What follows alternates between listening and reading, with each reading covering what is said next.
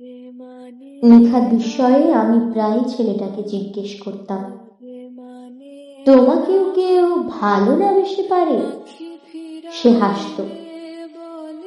ছেলেটা নিয়ম করে তার হৃদয় ভাঙার কেচ্ছা শোনাতো আমায়।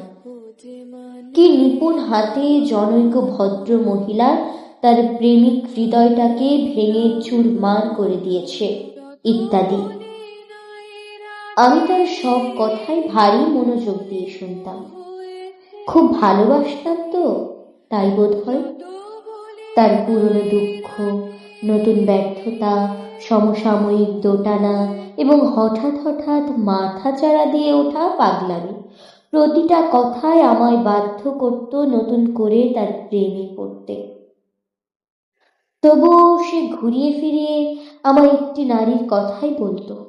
একটি নারী, যে নারী আমি নই, যে নারীকে সে বড্ড ভালোবেসেছে, ভালোবেসে নিঃস্ব হয়ে গেছে, যে নারীকে নিয়ে সে জীবন কাটাতে চেয়েছিল, এমন একটি নারী যে আমি নই, যে কখনো আমি হব না। আমি সব শুনতাম, কখনো অন্যমনস্ক হয়ে, কখনো খুব বিরক্ত হয়ে, কখনো বা ভীষণ কান্না চেপে রেখে। সে বলতো, আমি খুব সাবধানে চোখের জল মুছতাম, যাতে সে না বোঝে, যাতে সে না জানে।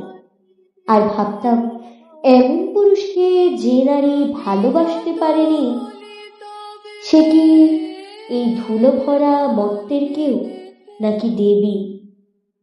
তাকে আমি পাইনি। নতুন করে তা বলার অপেক্ষাবোধ রাখি না।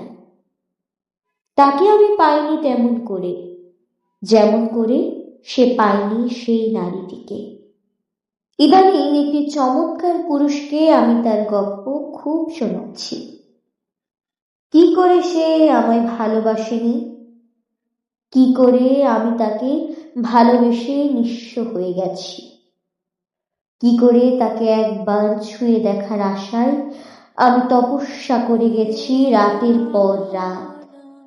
কি করে, কি আশ্চর্য, আজকাল সেই চমৎকার পুরুষটিও নিখাদ বিস্ময়ে আমায় শুধু, তোমাকেও কেউ ভালো না বেশে পারে? আমি মুচকি হাসি।